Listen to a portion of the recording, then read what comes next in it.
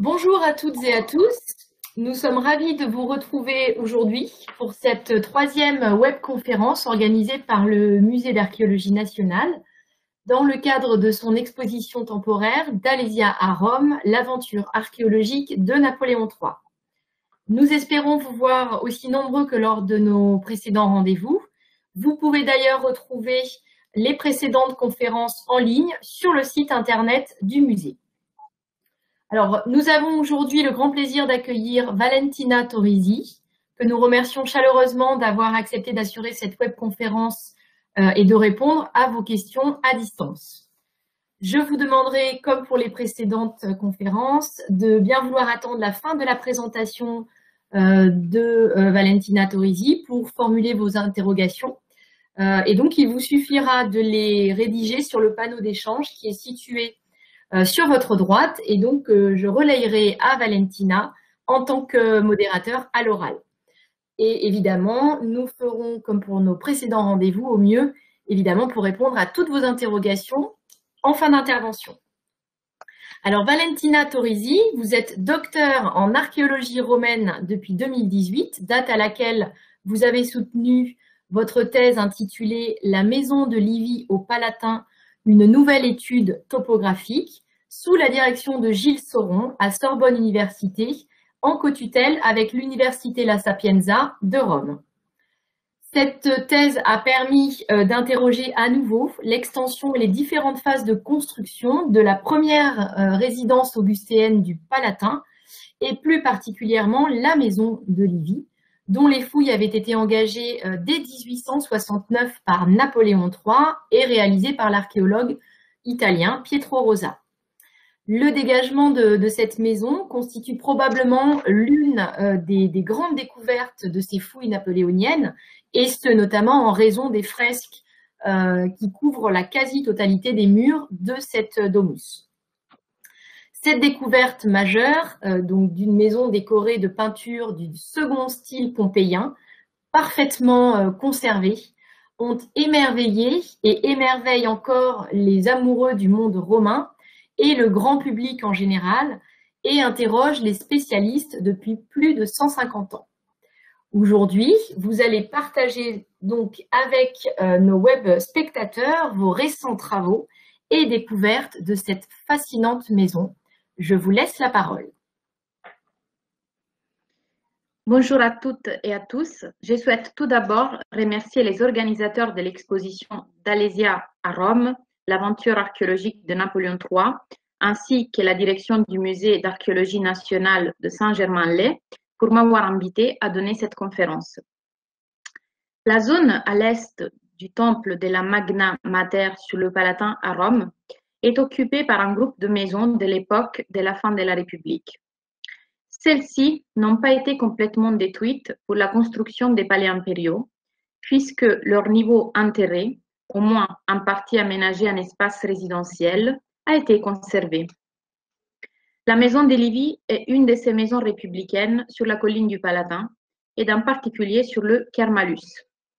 L'attribution de la maison à l'épouse d'Auguste date des premières fouilles sur les jardins Farnèse de l'ingénieur Pietro Rosa en 1869 par ordre de Napoléon III.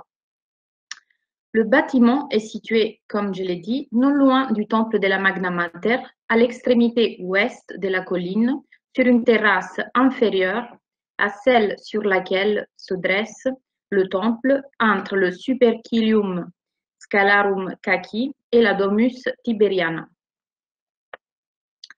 Napoléon III avait en effet acheté à titre personnel les jardins Farnèse sur le Palatin au dernier roi de Naples en 1861. Ensuite, sur le conseil de Léon Régnier, alors professeur à la Sorbonne, membre de l'Institut et futur directeur de la bibliothèque de la Sorbonne, il a embauché Pietro Rosa, architecte topographe, alors célèbre à cause de sa carte archéologique du Latium, pour diriger la fouille. L'empereur a donc financé pendant 10 ans les plus importantes fouilles archéologiques qui ont intéressé le Palatin, de 1861 à 1870. Malheureusement, Pietro Rosa n'a jamais publié le résultat de ses fouilles. Toutefois, il exécutait progressivement une série de plans de ce qu'il découvrait. Celui à l'écran notamment n'est pas daté, mais j'ai pu comprendre qu'il s'agit du plus ancien plan parmi ces retrouvés, car il ne comporte pas encore la représentation du temple que Rosa attribuait à Jupiter vainqueur, et il est donc antérieur au plan de 1865 sur lequel ce temple figure bien.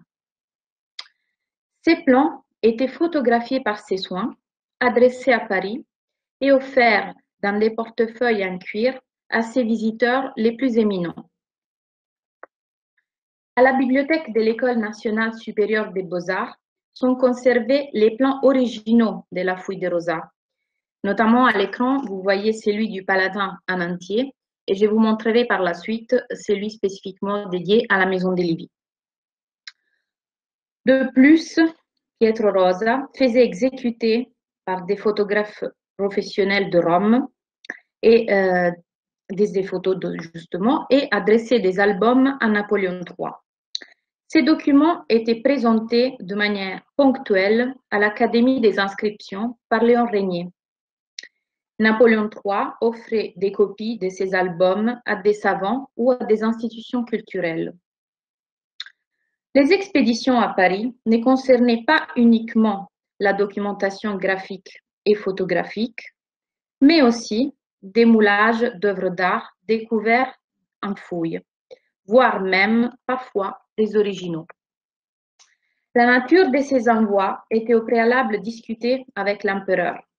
Les sculptures expédiées à Paris sont une statue de génie ailé découverte en 1862 près d'une nymphée occidentale de la Domus Flavia et qui est aujourd'hui exposée au Louvre, une copie du faune de Praxitèle provenant du côté occidental du péristyle de la Domus Flavia, ainsi que deux portraits des princesses flaviennes que Rosa identifiait comme Julia Titi et Flavia Domitilla. Si mon enquête au sein des Archives nationales de France n'a rien donné, en revanche, j'ai retrouvé à la bibliothèque de la Sorbonne les comptes financiers des dépenses pour les travaux et les matériaux nécessaires à la fouille de Pietro Rosa, ainsi qu'un manuscrit inédit concernant la Villa Adriana. J'ai pu retrouver par ailleurs les dessins de J. Petto de la Casa di Livia, réalisés juste après la découverte, notamment dans la publication de Francis Way. Ici, notamment, dans la partie droite de la gravure qui est à l'écran, on remarque qu'une partie du mur sud-ouest du tablinum de la Domus s'était effondrée et qu'au niveau du sol, la terre recouvrant la mosaïque n'avait pas encore été entièrement retirée. Les documents concernant l'aile gauche sont d'autant plus importants pour la compréhension du décor peint, car il s'est vite dégradé, résultant quasiment illisible aujourd'hui. Sur la photo de gauche, vous pouvez aussi constater que quelqu'un avait oublié sa veste accrochée au mur, une erreur impensable si l'on songe aux strictes règles actuelles pour la documentation des fouilles archéologiques. Afin de dégager au plus vite le prétendu tablinum, Rosa a dû faire démolir un mur construit pendant la troisième phase de la Domus. Ce mur était un opus latericium et courait parallèlement au mur gauche du tablinum jusqu'au mur de fond de l'atrium qui correspondait à celui de l'entrée de la maison. Aujourd'hui, ça pourrait paraître étonnant qu'un archéologue décide de démolir comme ça, de manière arbitraire, des murs. Mais à l'époque, disons, on n'avait pas les mêmes méthodes de fouilles archéologiques qu'aujourd'hui. Et Pietro Rosa s'était rendu compte que ces murs en opus latericium étaient des phases suivantes, ils n'étaient pas décorés et donc à ses yeux n'étaient pas intéressants. C'est pourquoi il les a démolis sans aucune gêne, ce ne s'est pas gêné de le faire.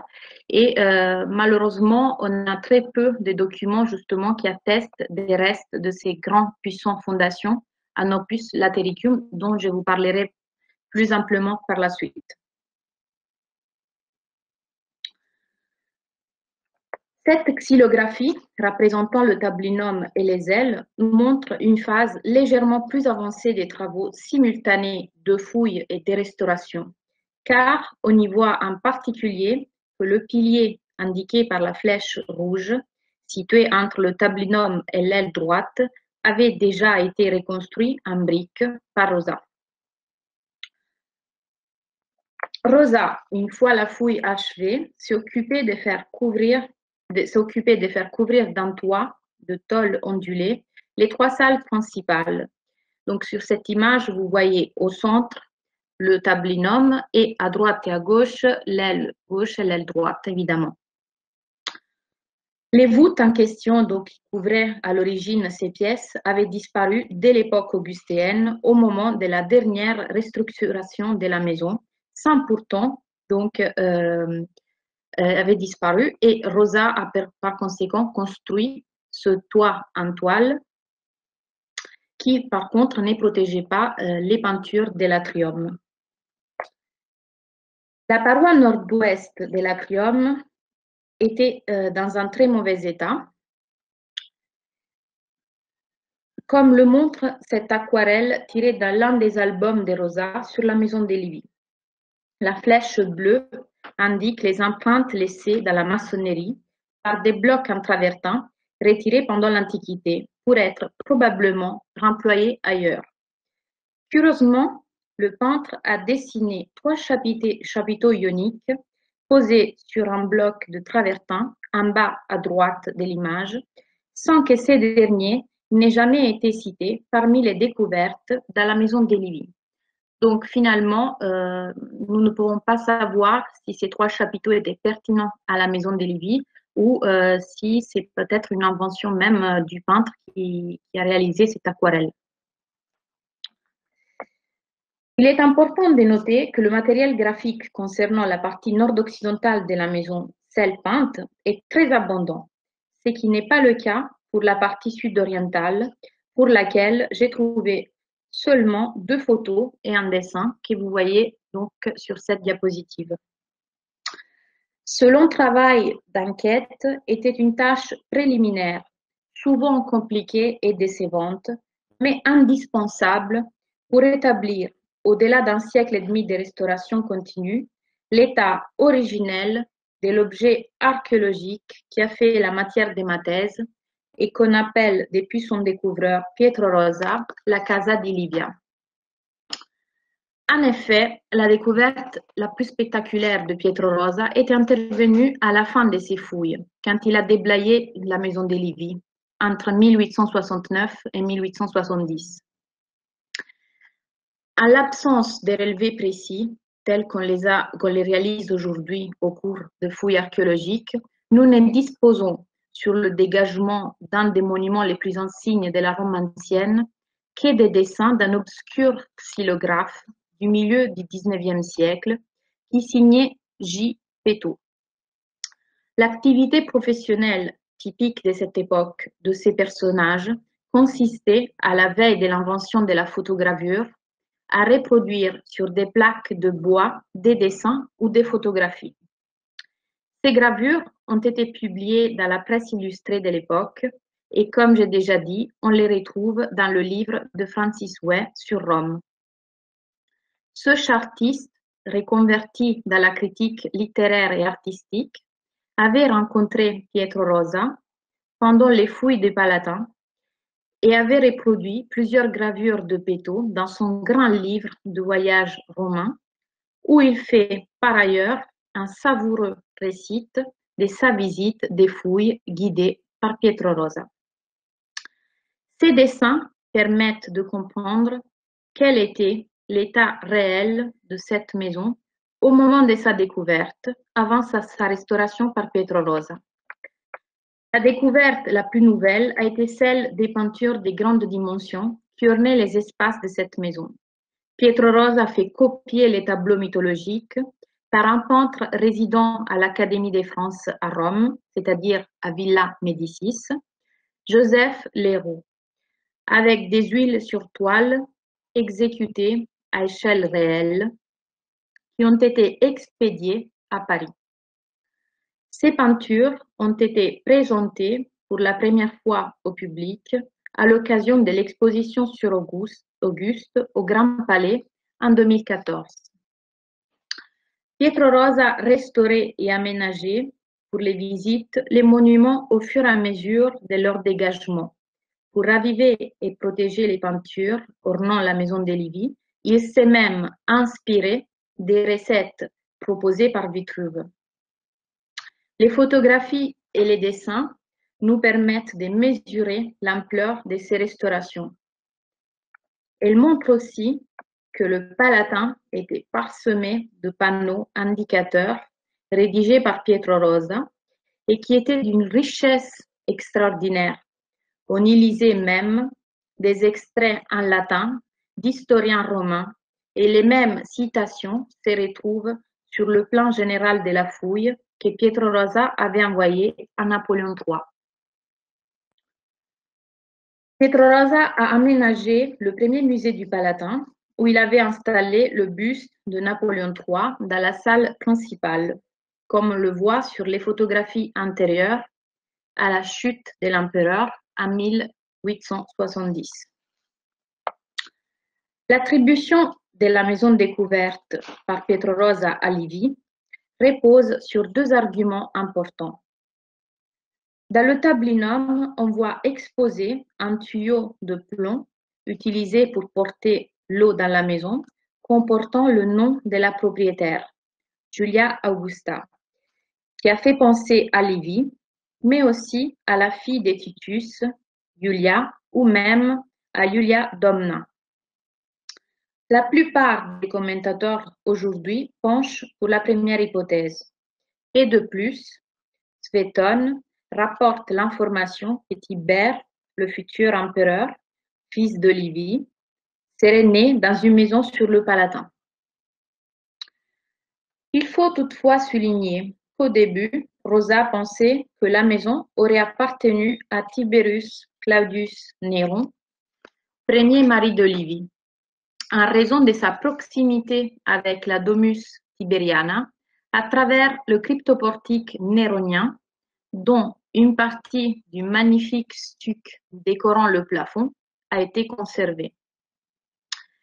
Bien que, comme je l'ai rappelé, l'ingénieur Rosa n'ait jamais fait des publications par rapport à la découverte de la maison de Livy et des fouilles qui ont suivi en 1869, on a pu toutefois déduire une multitude de données archéologiques en étudiant de façon approfondie sa correspondance et ses notes conservées à la Bibliothèque nationale de Rome. Ce travail a été achevé et publié par Madame Maria Antonietta Tomei. Au début de sa recherche, Rosa pensait à tort que la maison qu'il venait de découvrir devait avoir été construite entre le IIIe et le IIe siècle avant Jésus-Christ. En revanche, il avait déjà correctement daté les peintures à l'époque comprise entre César et Tibère. Selon Rosa, la maison comportait 3 étages. Le troisième était directement lié à la maison d'Auguste et était considéré comme la partie privée. Celui du milieu, étant donné la typologie des structures dépourvues de décors, était la partie servile, tandis que celui du sous-sol comprenait la partie publique, décorée avec des célèbres peintures. La maison de Livy, telle qu'elle nous apparaît aujourd'hui, n'est conservée que par ses niveaux souterrains, qui se répartissent en 3 secteurs. Au nord-ouest, on conserve un appartement richement orné de fresques et de mosaïques. Au sud-est, les fondations sur 2 niveaux superposés de ce que j'ai supposé être dans un article publié en collaboration avec Gilles Sauron, à Noécus Corinthus, qui devait servir de grand triclinium et comportait probablement une scène théâtrale, et au sud, un étage conservé de salles longeant un couloir qui était relié à l'appartement du nord-ouest par un escalier. L'accès, aujourd'hui ouvert sur le cryptoportique longeant la Domus Tiberiana et attribué à Néron, se faisait par un couloir en pente dont le sol à mosaïque d'origine a été préservé avec des tesselles noires disposées régulièrement sur un fond de cube blanc. Du palier, qui préserve également la mosaïque originale en noir et blanc, on passe par une sorte de cour rectangulaire, le prétendu atrium, avec des piliers carrés, dont restent aujourd'hui seulement les bases, qui ont dû supporter une couverture en voûte d'arêtes.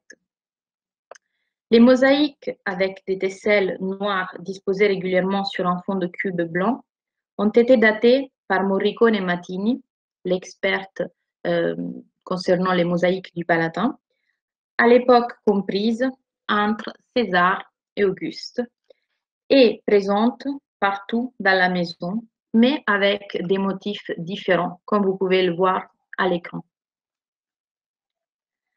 Les murs sont plus anciens que les peintures qui les recouvrent, comme le montrent des passages clos volontairement afin de disposer de la paroi entière. Notamment, ces passages fermés se trouvent au fond du triclinium et entre les ailes et les tablinum.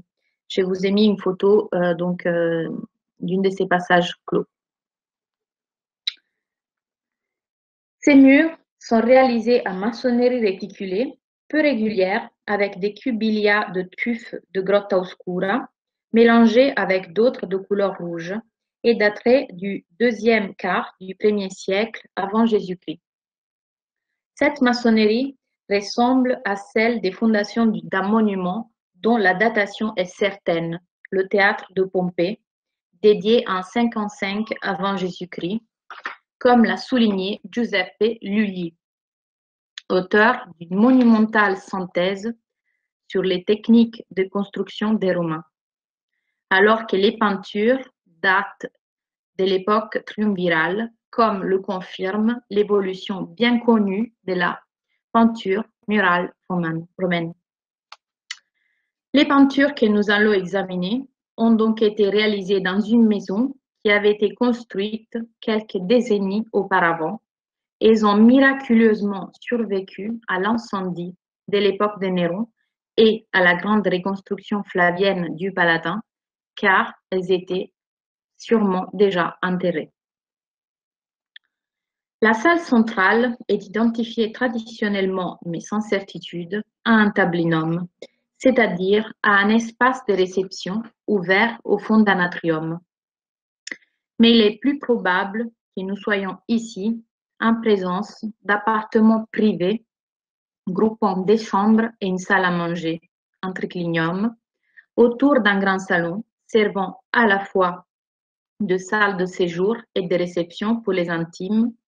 Et, comme je l'ai dit en commençant, il y a de bons arguments pour penser que ces appartements privés aient été ceux d'Ilivie, épouse d'Auguste, qui vécut sur le Palatin jusqu'à sa mort en 29 après Jésus-Christ, à l'âge de 86 ans, sous le règne de son fils Tibère. À cet endroit et dans les deux pièces adjacentes est conservée une décoration célèbre avec des fresques qui se rangent selon la vieille mais toujours pertinente classification d'Auguste Mau dans le second style pompéien ou style architectonique, qui privilégie les représentations d'architecture complexe qui se déploient dans l'espace grâce aux techniques du trompe-l'œil, parfaitement maîtrisées par les peintres grecs, spécialistes des décors de théâtre et qu'on appelait à l'époque les scénographes. Dans le prétendu tablinum, le mur le mieux conservé se trouve à droite. La surface peinte est divisée en 3 parties par des colonnes corinthiennes reposant sur un podium bas. Les colonnes soutiennent un plafond à caisson vu en perspective, ce qui crée une sorte de toile de fond théâtral. Le décor peint y présente une composition analogue à celle que l'on observe dans les chambres de la villa de la Farnésine, peut-être une autre résidence impériale augustéenne, mais située au bord de la rive droite du Tibre, avec une horreur du vide caractéristique, les mêmes thèmes égyptisants, notamment dans la stylisation des motifs végétaux, la même association des petits tableaux traités dans une riche polychromie représentant des scènes de vie quotidienne, encadrées par une édicule au fronton associant des figures vivantes et des végétaux stylisés. C'était le moment dans lequel, à Rome, on découvrait la peinture alexandrine, avant même le rattachement de l'Égypte à l'Empire. On a même supposé que Cléopâtre avait pu venir à Rome accompagnée par des artistes de sa cour d'Alexandrie et aurait pu ainsi répandre cette mode. Les 2 grands tableaux à thème mythologique qui ont été conservés sur les 3 qui ornaient originellement la salle sont remarquables. Au milieu de la composition de la paroi latérale droite, un tableau représente un sujet mythologique bien connu. L'héroïne Io, objet des amours de Zeus, est gardée prisonnière sur l'ordre de la jalouse Junon par Argos. Un géant aux 100 yeux, tandis que Mercure vient à son secours sur l'ordre de Zeus. Les personnages de Mercure, Io et Argos sont présentés de face, de profil ou de 3/4, sans recherche de profondeur, ce qui est une caractéristique du style classicisant adopté par des peintres décorateurs qui s'inspiraient souvent des grands maîtres de la peinture grecque du 5e siècle avant Jésus-Christ. S'ajoute toutefois ici la présence d'une statue de divinité juchée sur un pilier qui rompt avec les compositions classicisantes connues, où le champ du tableau n'est pas ainsi dilaté vers le haut pour faire entrer un élément de décor au détriment de l'espace occupé par les personnages. Il s'agit probablement d'une copie d'une célèbre peinture du grec Nicias, citée par Pline, dont on connaît d'autres répliques à Pompéi. Un détail remarquable dans ces tableaux est la présence du nom d'Hermès écrit en grec. Sur le côté, on trouve 2 portes peintes avec des battants ouverts et au centre, on peut voir une ville avec des architectures complexes en perspective, peuplées par divers personnages. À mi-hauteur, on observe des tableaux comportant des représentations montrant des scènes de rituels traitées avec une riche polychromie dans un style réaliste, alors que toute la surface est peuplée par des éléments décoratifs mineurs, tels que des sphinx et des divinités ailées.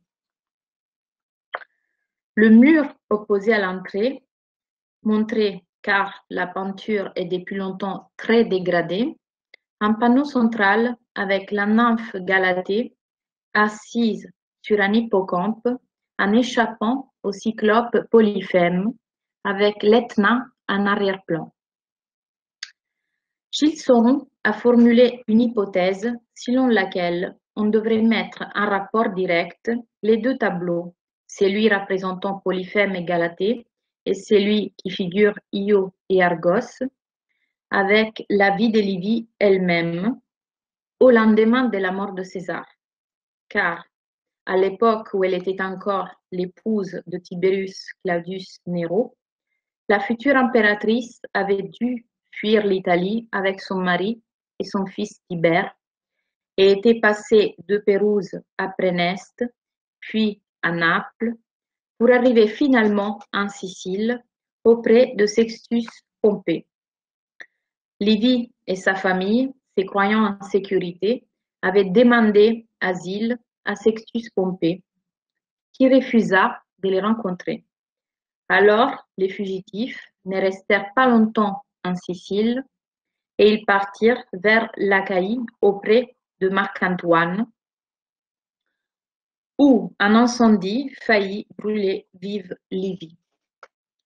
Livie, en traversant toutes ces difficultés, s'était trouvé en Sicile devant Sextus Pompée, qui s'est proclamé fils de Neptune comme le Cyclope, et avait épousé ensuite le destin d'Io, qui avait dû se livrer à une fuite éperdue qui devait la conduire jusqu'en Égypte pour échapper à la vengeance d'Héra.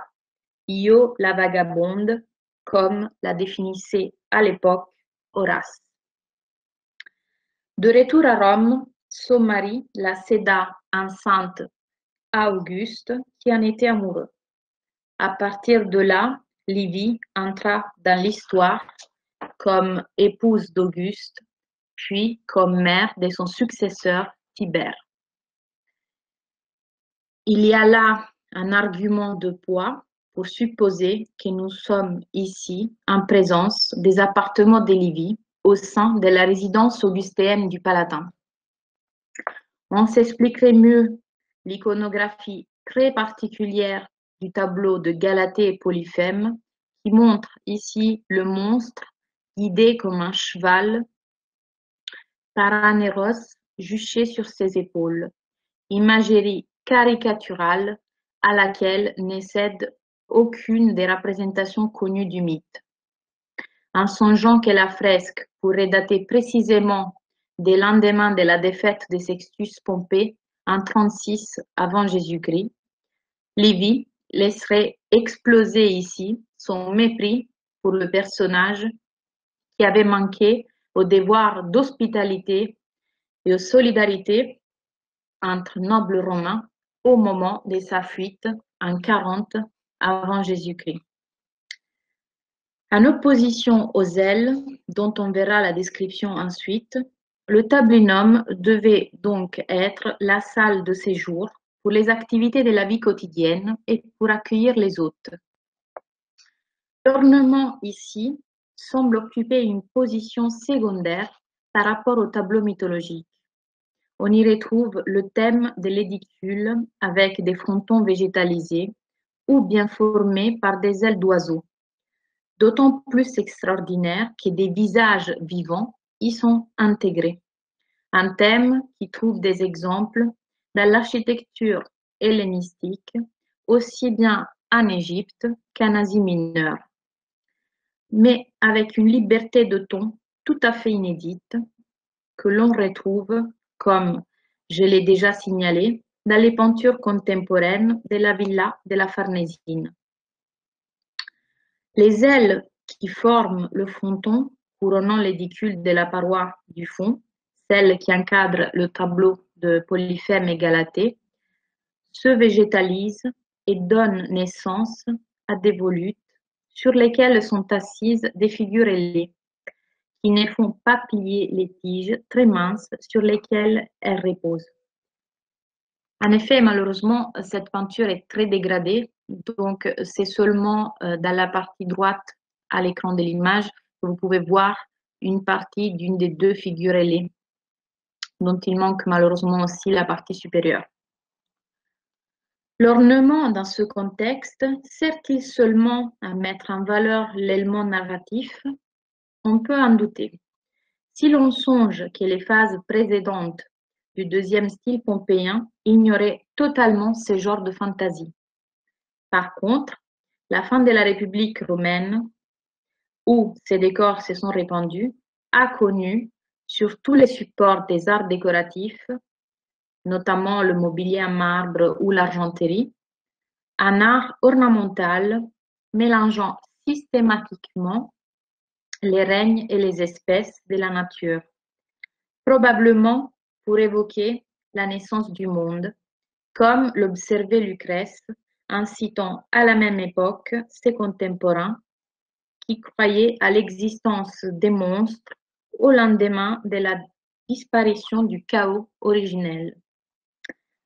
En sorte que les fresques de la salle centrale de la maison de Lévis, en juxtaposant les tableaux mythologiques à des ornements évoquant la naissance du monde, pourraient offrir au regard un contraste surprenant entre, d'une part, la représentation des tribulations passées de l'humanité, faisant allusion à travers les figures de Galatée et d'Io au destin de Lévi à la veille de sa rencontre avec le futur Auguste, et d'autre part, la renaissance du monde et le retour de l'âge d'or que les poètes proches de Mécène et d'Auguste, à commencer par le Virgile de la 4e éclogue écrite en 40 avant Jésus-Christ, proclamaient dans leurs vers.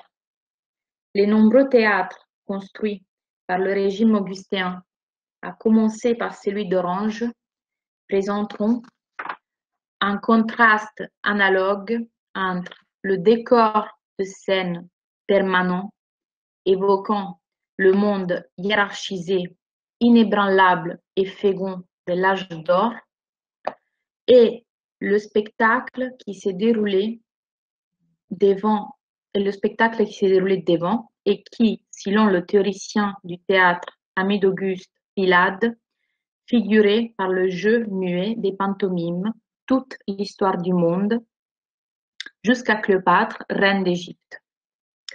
Je renvoie de nouveau pour ce thème de l'esthétique du chaos et de la renaissance du monde aux travaux de Gilles Sauron et surtout à son histoire végétalisée. La salle de gauche, elle, présente un décor purement ornemental. On retrouve les mêmes décors sur les 3 parois de cette salle, seulement les figures des frises sont très différentes. Le mur de fond est divisé en 2 parties par une colonne peinte au milieu. Sur les côtés, on voit 2 piliers d'angle. Le podium soutient les colonnes et les piliers d'angle, derrière lesquels on voit des incrustations de marbre coloré de la paroi et la frise. Le fond de la frise est d'un jaune franc. Les figures qui l'animent sont d'un jaune sombre. Les colonnes sont décorées avec des figures en bas-relief dans la première et la deuxième partie, et dans la troisième partie avec une frise végétale peinte. Les chapiteaux sont des chapiteaux corinthiens mis à la place des volutes d'angle. On voit des têtes de lions et à la place de la fleur d'abac, on voit un masque. La base de la colonne a la forme de pattes félines. Par ailleurs, dans la frise, on retrouve le thème du mélange d'une nature oublieuse de ses lois.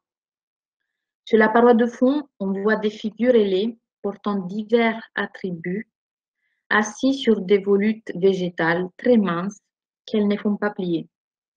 Sur la paroi de droite, il s'agit dans un cas de 2 personnages barbus, assis chacun sur une fleur issue d'une composition végétale, d'où émerge au centre une figure ailée présentée de face. Ailleurs, on voit des êtres monstrueux, des griffons végétalisés, mélangeant diverses espèces d'animaux à des tiges végétales, installés eux aussi sur des tiges très minces, de part et d'autre, d'un visage humain issu de la composition végétale centrale et donnant naissance à d'autres végétaux issus de sa chevelure. Une petite frise court en dessous de ces tableaux juxtaposés et représente aussi des monstres végétalisés. Nous assistons ici au prolongement en pleine époque triumvirale de l'esthétique du chaos qui avait été à la mode à Rome à la fin de la République et particulièrement sous la dictature de César, et que Lucrèce avait violemment condamné au nom de la physique épicurienne Vitruve, contemporain de la réalisation des fresques de la maison de Livy, critiquait aussi le mélange des végétaux et des animaux en les jugeant contraires à la réalité. Il opposait l'art des anciens, fondé sur l'imitation et attaché à reproduire la réalité naturelle ou construite ainsi que des personnages, aux modes nouvelles, privilégiant une imagerie monstrueuse, et se demandait comment une tige si mince et souple peut soutenir une figurine assise, comment des racines ou des tiges peuvent naître tantôt des fleurs, tantôt des figurines tronquées. C'est une citation du De Architectura. Mais la signification de ces choix esthétiques est l'illustration de la renaissance du monde où les éléments de la nature se mélangent encore avant de se séparer. Il s'agit ici d'évoquer le thème du retour de l'âge d'or. Dans l'aile droite, le mur de gauche est bien conservé, avec une partition plus simple comparée à celle du tablinum. Dans la partie inférieure sont accrochées des guirlandes formées des fruits et des divers végétaux, auxquels sont suspendus des masques satiriques avec des cornes qui sont l'attribut de Pan et des satyres, ainsi que divers objets évoquant le monde de la campagne.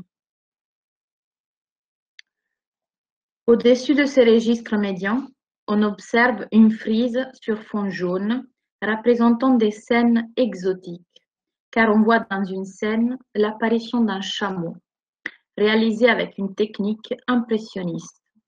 Malgré la présence d'un chameau dans la frise, le paysage représente des collines, des fleuves, un berger avec ses chèvres, des pêcheurs et plusieurs temples et statues dédiés à Artémis, Apollon et Athéna.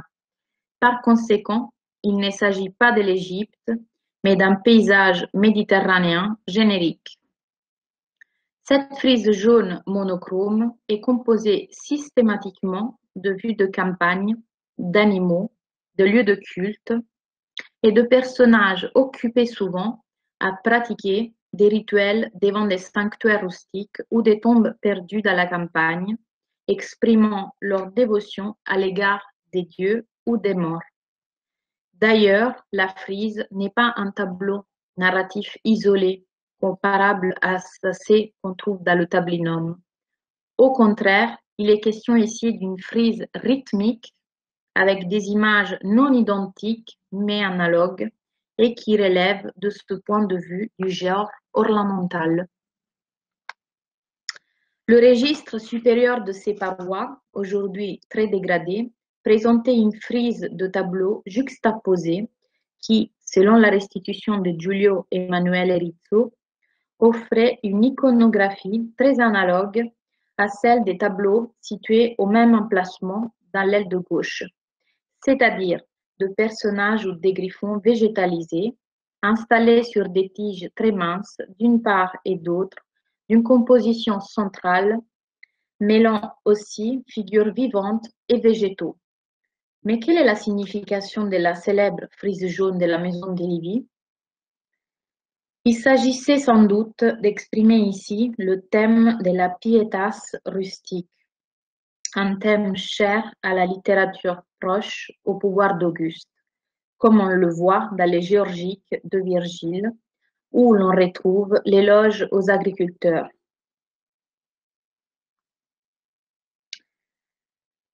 En effet, les valeurs du premier âge d'or se sont conservées chez les paysans car ils ignorent la corruption des villes. Chez eux, les parents sont respectés et les dieux honorés. On retrouvera plus tard, sous le règne d'Auguste, cette imagerie avec l'enceinte de l'Arapakis, qui transpose dans le marbre un enclos de sanctuaire rustique en bois, avec le même thème des guirlandes qui évoquent à la fois la piété, car elles ornent ici un sanctuaire, et l'abondance de la nature, retrouvée grâce au retour de l'âge d'or. L'ornement ici exprime l'espérance du retour de l'âge d'or ou même la certitude qu'il est déjà en train de revenir. Cette hypothèse est confirmée par une coïncidence de date. En effet, Virgile écrit la 4e églogue en 40 avant Jésus-Christ et Auguste et Livy se sont mariés en 38 avant Jésus-Christ.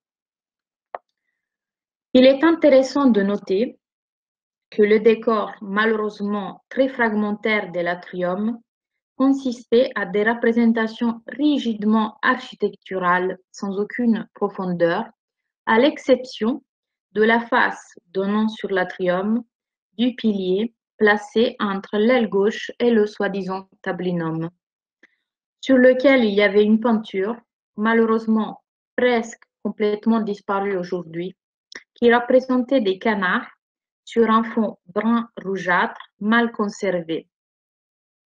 Il en reste des traces dans certains détails des dessins réalisés par Rosa ou par ses collaborateurs au moment de la fouille ou peu de temps après. Sur ces dessins, les canards semblent nager dans un étang et l'un d'eux est en vol. Mais actuellement, la couleur de fond brun rougeâtre, peut-être en raison de la dégradation causée par le temps, ne permet aucun type d'interprétation. La salle au sud de la cour, le prétendu triclinium, appelé ainsi par Rosa à cause des vases pleins de fruits représentés sur les parois longues, a également été décoré de peintures. Les parois de la salle font une place plus réduite aux ornements, mais des frises ou des petits tableaux montrent des monstres et des compositions végétales traités avec la stylisation caractéristique du style égyptisant à la mode dans la Rome de cette époque et qui se retrouve aussi partout dans les espaces peints de la maison d'Auguste. Au centre du mur opposé à l'entrée, on voit un paysage avec un simulacre aniconique dédié à Diane, c'est-à-dire un Béthyle. Cette peinture est aujourd'hui très dégradée, mais elle est connue avec précision par une reproduction exécutée peu de temps après la découverte. La peinture représente un sanctuaire de campagne dédié à Diane, centré sur un Béthyle, une sorte de colonne fuselée, à laquelle sont accrochées des dépouilles d'animaux consacrés à la déesse, une hure de sanglier, une tête de cerf et une tête de bouc. À droite du Béthyle, on peut voir un grand diadème accroché, un ornement classique dédié à la déesse, qui est disposé ici comme un imposant ex-voto. Plus haut, il y a un oiseau, mais dont l'identification précise est rendue difficile par l'état de la fresque. En bas de la composition, on voit l'arche d'un pont qui surmonte une eau peuplée de canards. Il est clair que cette peinture ne représente pas une réalité visible à l'époque. Le rapprochement s'impose aussi ici avec la salle des masques de la maison d'Auguste, où des sanctuaires rustiques, dont celui de la paroi principale, est dédié à Apollon, sont présentés au centre d'architecture théâtrale très dépouillée. Le choix de la part de Livy de représenter un sanctuaire dédié à Diane est dû probablement au fait que cette déesse était la sœur d'Apollon, le dieu protecteur d'Auguste. Ces représentations des sanctuaires rustiques, pourvus d'ex-voto, et donc qui ont fait l'objet de dévotions de la part d'humbles habitants des campagnes, renvoient encore au thème de la piété du premier âge d'or, qui a subsisté dans le monde immobile des campagnes, loin des villes et des mouvements souvent tragiques de l'histoire.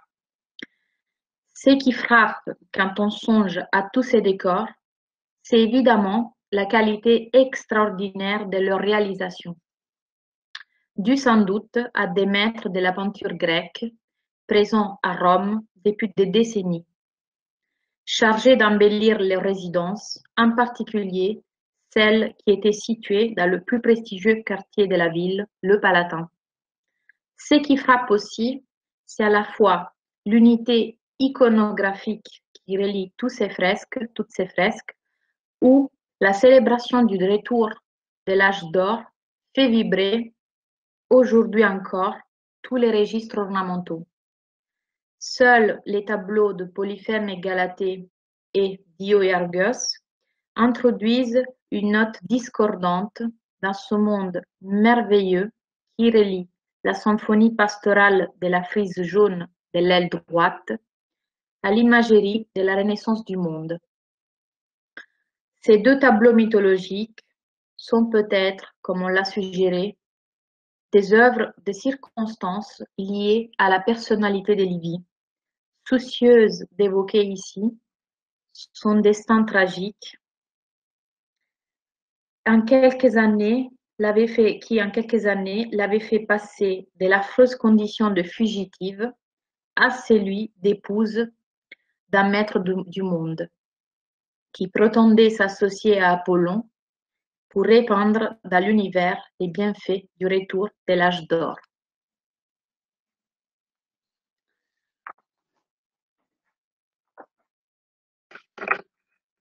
De la première publication du plan de Pietro Rosa dans la revue archéologique en 1870, à l'initiative de Léon Régnier et de Georges Perrault, jusqu'à nos jours, on a toujours considéré les structures de la maison comme appartenant à la séquence Atrium Tablinum Peristylium.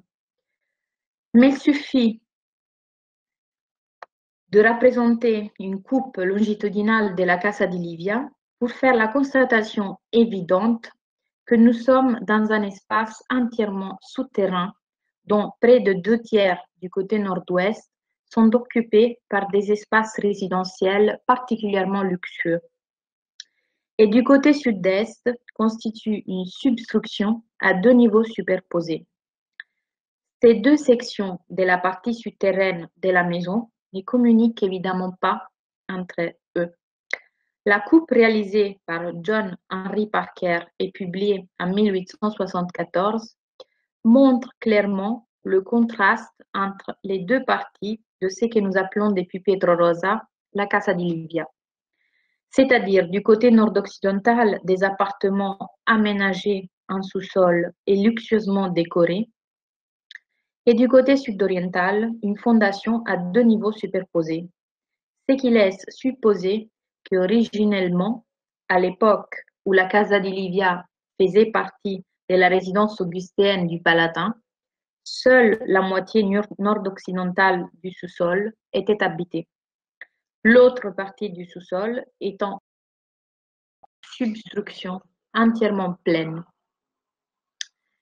C'est évidemment la restitution du rez-de-chaussée qui pose un problème, puisqu'il a entièrement disparu. Dans un premier temps, on a construit une substruction comportant 2 niveaux superposés, dont l'armature principale, celle qui devait supporter le poids des aménagements construits au rez-de-chaussée de la maison, était une série de piliers de travertin sur un plan à U, atteignant une hauteur d'environ 7 mètres. Les piliers reposent sur un épais sol de béton au-dessus du tuf qui permettait d'aménager une sorte de stylobate absorbant les inégalités et les déclivités du sol naturel sur lequel il était jeté. La conclusion qui semble s'imposer est que ces piliers supportaient une colonnade disposée au rez-de-chaussée à environ 1,10 m du mur encadrant une salle luxueusement aménagée. Avec ces colonnades disposées sur un plan à U le long des 3 parois d'une salle, on reconnaît ici la typologie de ce que Vitruve appelle l'Oecus Corinthus. L'Oecus Corinthus occupait la partie sud-orientale de la Casa di Livia et devait être particulièrement imposant à la mesure de ce que nous connaissons des dimensions exceptionnelles des salles peintes du niveau souterrain de la partie nord-occidentale de la maison. En effet, les dimensions exceptionnelles de la Casa di Livia orientent vers la transposition d'un modèle palatial hellénistique. Notamment, la pièce arbitrairement désignée comme tablinum de Pietro Rosa mesure à elle seule 50 mètres carrés. Les voûtes des trois salles peintes sont modernes, puisqu'elles se sont substituées à la toiture en tôle ondulée construite par Pietro Rosa, juste après la fouille. Mais on peut estimer à environ 7 mètres la hauteur originelle du niveau souterrain de la maison de Livy. À l'époque triumvirale, dans l'état actuel où nous la connaissons. Il est certain que les dimensions des pièces peintes sont très supérieures en surface et en hauteur à tout ce que nous connaissons des espaces souterrains des résidences romaines de la même époque.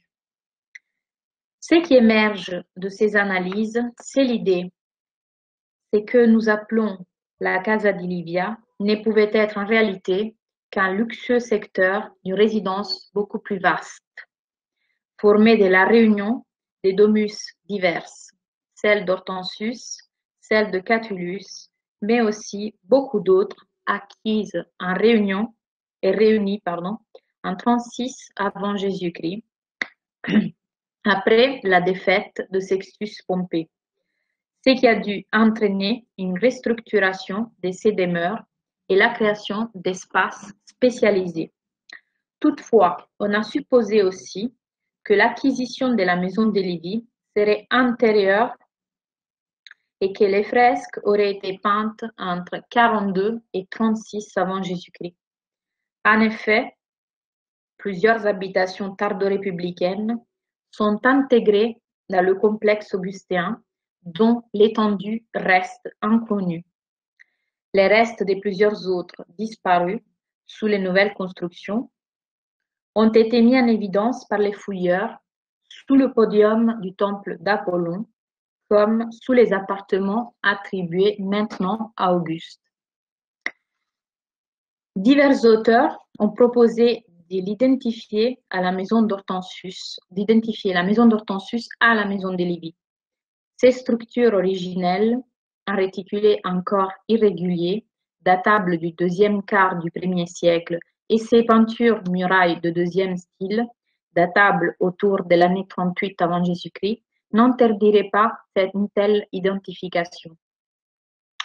Mais le dégagement de l'habitation d'Auguste par Carettoni a relancé la question, car il n'est pas exclu qu'elle ait été édifiée sur l'emplacement de la maison primitive. La découverte des plans, des photos et des dessins réalisés par Rosa au moment de la découverte, avant les restaurations, en même temps que le relevé architectural de la structure réalisée pendant mon doctorat, m'ont permis de formuler des hypothèses concernant les 4 phases de construction du monument connu sous le nom de Maison de Livy. Si l'Oecus Corinthus et la basilica dont j'ai supposé l'existence à l'étage supérieur de la Maison de Livy dans l'étude publiée en collaboration avec Gilles Sauron remontent à la première phase de sa construction vers 70-50 avant Jésus-Christ, comme il est très probable, il faudrait supposer qu'il s'agissait déjà d'une partie d'une résidence plus vaste, s'étendant peut-être plus au nord sur le site de l'angle méridional de la future Domus Tiberiana.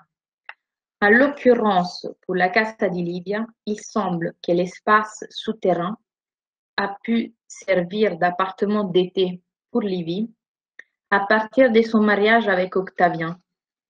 Et pour le rez-de-chaussée, il devait s'agir d'une suite de 2 salles imposantes.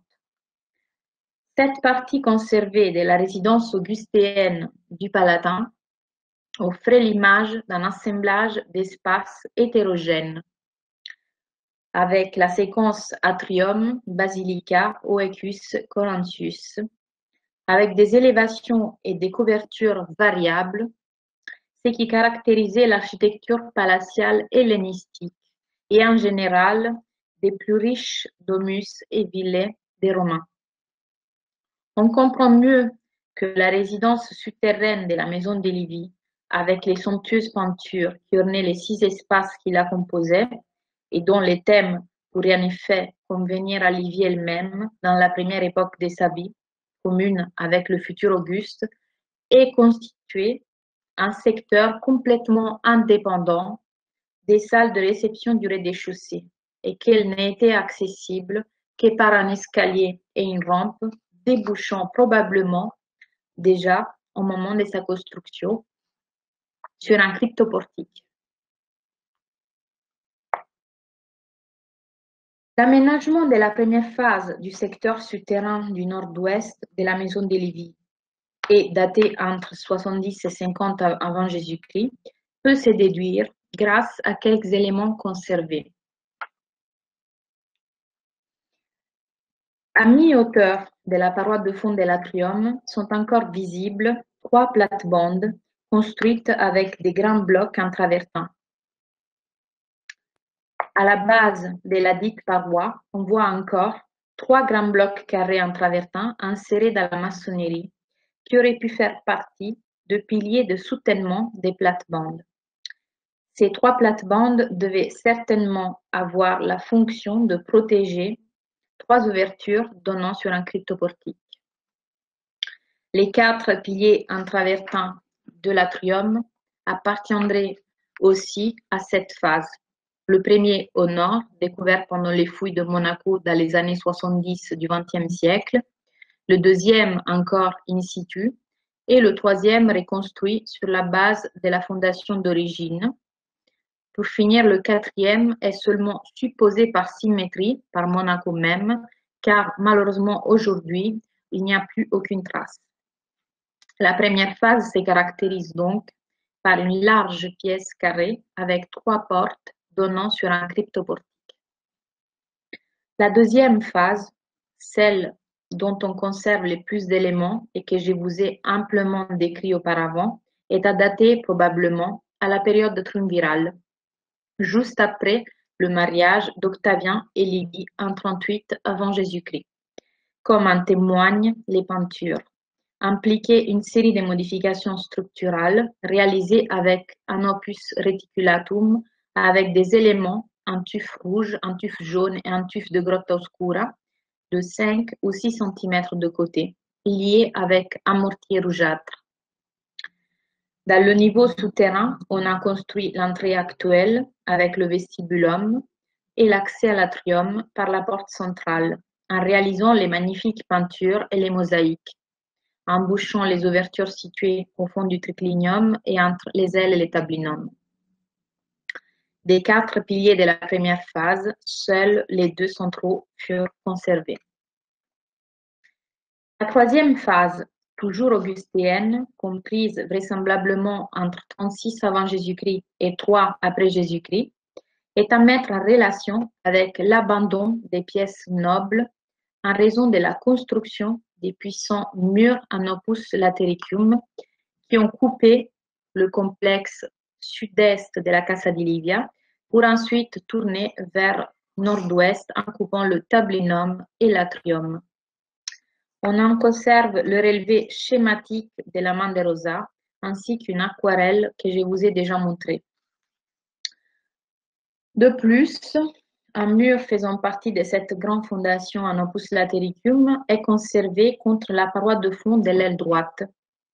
Il s'agissait du mur qui commençait à la Casa d'Augusto, longeait le côté occidental du temple d'Apollon, en partant de l'extrémité est du mur interne du prétendu portique des Danaïdes, soutenu par les grands piliers en opus latericium et qui représentait la limite entre la partie publique et celle privée de la maison d'Auguste. Il est possible que la destruction de cette phase de la maison ait été causée par l'incendie de Troie après Jésus-Christ. La quatrième phase toujours à l'époque augustéenne, est caractérisée par la construction de l'escalier et de la galerie dans la partie sud-orientale de la maison, dans laquelle a été découverte la fistula avec le nom Julia Augusta.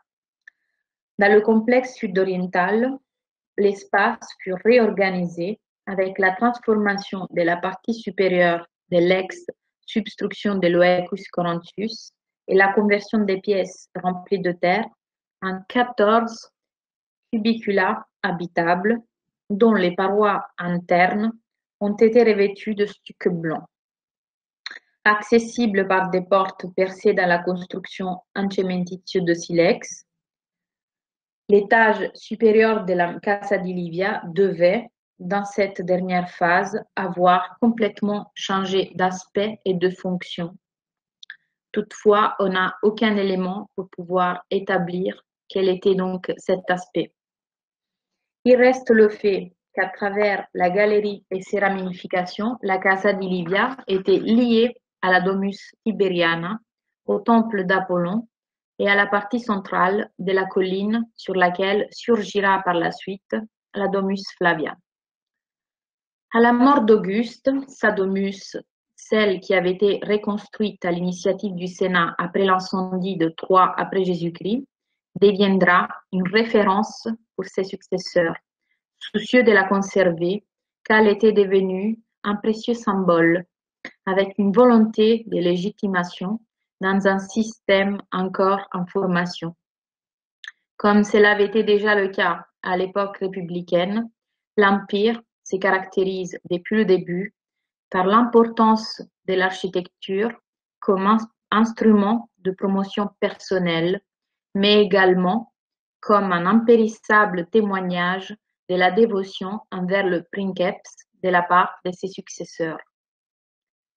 Pour conclure, je vous montre cette dernière xylographie où l'on voit les visiteurs de la maison des Livy en 1870 avec l'espoir de pouvoir bientôt, nous aussi, retourner à visiter en personne ce monument magnifique de la Rome antique.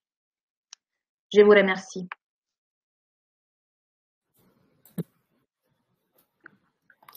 Merci beaucoup, Valentina, pour cette conférence abondamment illustrée et pour la qualité de vos explications, évidemment qui ne peut que susciter l'envie de découvrir ou de redécouvrir cette magnifique domus. Alors, cette conférence donc, qui vient de présenter les récentes recherches que vous avez conduites dans le cadre de votre thèse vient également clôturer l'exposition d'Alésia à Rome, exposition temporaire du Musée d'archéologie nationale. Cette magnifique exposition qui n'a malheureusement pu être suffisamment présentée au public en raison de la fermeture du musée, vous sera cependant prochainement accessible sur le site internet du Musée d'archéologie nationale via une visite virtuelle. Alors, Valentina, je vais peut-être juste vous demander de repartager votre écran pour qu'on puisse avoir à l'image votre PowerPoint. Et donc maintenant, je vais donner la parole aux web spectateurs. Merci Valentina. Alors, nous avions une première question de Corinne Jouy-Barbelin. Corinne Jouy-Barbelin qui est conservatrice du patrimoine, qui est la chef du service des ressources documentaires du Musée d'archéologie nationale et la commissaire scientifique de cette exposition d'Alésia à Rome. Et donc, elle vous demande où sont conservés les tirages photographiques de la fin du 19e siècle et montrant la Domus de Livy. Alors, les tirages, c'est-à-dire les photos d'origine, les premières, vraiment, je ne les ai pas trouvées. Ce que j'ai trouvé, c'est des albums qui recueillent donc ces photos. Ils sont éparpillés un peu partout. J'en ai trouvé une copie donc à la bibliothèque de la maison de recherche à rue Serpente. Et il y en a une autre copie qui se trouve donc à la l'INHA, conservée à l'INHA. Mais c'est pas facile effectivement de trouver ces documents. Si jamais vous privilégiez l'accès en ligne, il me semble qu'une fois, j'en avais trouvé de l'université américaine qui avait scanné l'album et qui l'avait mis en ligne. En ce moment, le nom de l'université m'échappe, mais je peux écrire par mail le titre exact du nom de l'album à la personne qui a posé la question. Donc, comme ça, elle pourra retrouver facilement ces documents. D'accord. C'est Corinne Barbelin qui a une deuxième question. Elle vous demande où est conservée l'aquarelle montrant la Domus avec les chapiteaux ioniques. En fait, c'est la photo de l'aquarelle et elle fait partie toujours de cet album en question. Bizarrement, je ne sais pas pourquoi, les photos et les aquarelles allaient en quelque sorte ensemble, c'est-à-dire que une partie des xylographies que j'ai montrées ont été réalisées d'après photos et il y a aussi les photos des aquarelles. Toutefois, l'aquarelle originale, elle a disparu. Merci Valentina. Alors, une autre question de Monsieur Biébert, qui a plusieurs questions. Je commence par la première. Les fouilles se sont-elles poursuivies après 1870? Non, elles ont été arrêtées et ils se sont occupés exclusivement donc de reconstruire les murs qui étaient en très mauvais état. Ils menaçaient de s'écrouler et donc il fallait préserver absolument leur structure pour protéger aussi les peintures. Et donc en fait, il y a eu exclusivement des travaux de restauration qui ont consisté à la à la reconstruction de ces murs et à la construction des toits surtout. Les toits parce qu'il fallait préserver les peintures des intempéries et du soleil. Notamment, la maison de Libye est un monument qui est resté quasiment fermé au public pendant quasiment toute son histoire. En effet, après les fouilles de Pietro Rosa, il y a eu les fouilles de Gianfilippo Carettoni qui ont lieu dans les années 50, donc entre 53 et 57 du XXe siècle. Et à partir de là, la maison est restée encore fermée au public. Dans les années 70, il y a eu une dernière petite fouille par en fait un inspecteur de la surintendance qui s'appelle Monaco et des continuelles restaurations jusqu'à 2014 quand en fait la maison a été enfin ouverte au public. Et aujourd'hui, dès que le coronavirus sera passé définitivement, on peut effectivement visiter la maison de Livy. Merci Valentina. Alors la seconde question de Monsieur Biébert. Pourquoi les fresques se sont-elles autant dégradées? Alors, il y a plusieurs raisons à cela. Premièrement, effectivement, pendant plusieurs mois après la découverte, notamment celles se trouvant dans l'atrium, ont été exposées directement à la lumière du soleil. Après, pour ce qui est des peintures de l'aile gauche, j'ai lu plusieurs articles publiés par les restaurateurs qui dénonçaient malheureusement un gros problème d'humidité.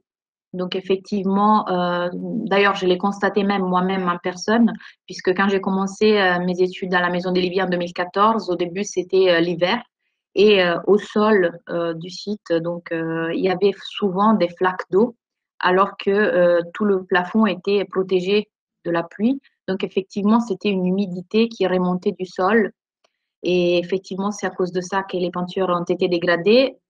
Toutefois, il faut y ajouter aussi que malheureusement, Rosa avait voulu étaler sur les peintures une espèce de substance qu'il avait recréée d'après la recette de Vitruve, à base aussi de cire d'abeille et d'autres ingrédients. Et effectivement, les restaurateurs ont constaté que cette substance avait fini par empirer plutôt que réparer les peintures. Merci Valentina. Et enfin, dernière question de Monsieur Biébert. Après 1870, les Bonaparte ont-ils vendu le terrain où se situait le chantier de fouilles? Oui, en fait, le Palatin a été racheté par l'État italien à ce moment-là. Donc, à partir de 1870, d'ailleurs, Pietro Rosa a été nommé comme premier surintendant archéologique de Rome. Et effectivement, il a pu continuer les fouilles, pas forcément sur le Palatin, mais plutôt dans le Forum romain juste à côté.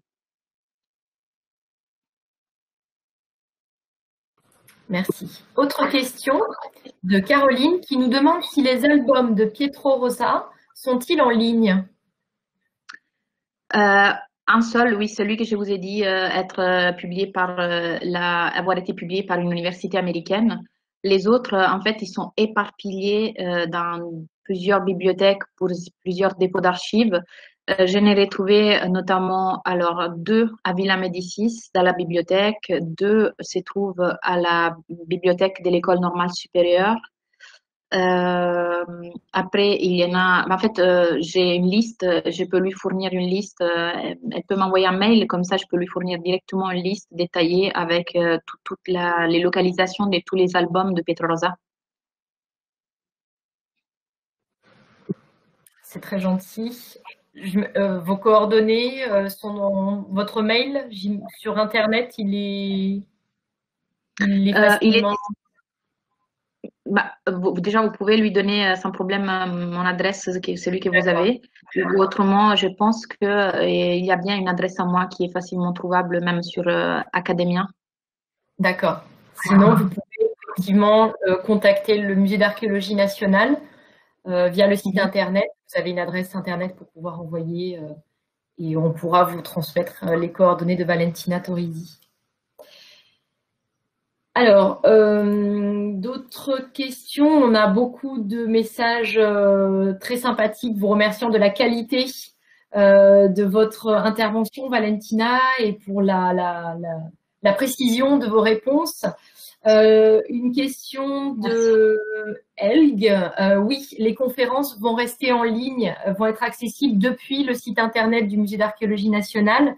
La conférence de la semaine dernière n'est pas encore en ligne parce qu'il y a un petit travail de montage à faire évidemment avant de pouvoir la diffuser, mais ce sera d'ici la semaine prochaine, d'ici les deux prochaines semaines, ce sera fait. Vous pourrez donc les retrouver tout à fait en ligne depuis le site internet du Musée d'archéologie nationale. Alors, Corinne Jouy-Barbelin, effectivement, ajoute que les deux albums de l'ENS, donc de Pietro Rosa, étaient présentés à l'exposition et sont dans le catalogue d'exposition de l'exposition donc d'Alésia à Rome du Musée d'archéologie nationale. Voilà, nous n'avons pas d'autres questions. On peut attendre 1 ou 2 minutes si quelqu'un veut intervenir à d'autres questions, éventuellement.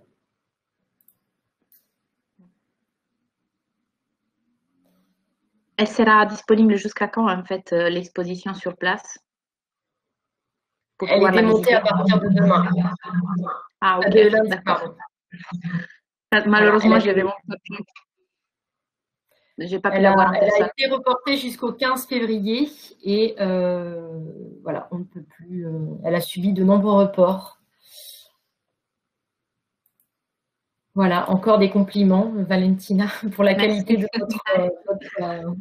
votre intervention. Voilà, écoutez, nous n'avons plus de questions. Vous étiez à peu près en moyenne 105 web spectateurs à suivre la conférence de Valentina Torrisi. Merci à tous. Merci encore, Valentina. Très bon week-end à tous et à bientôt.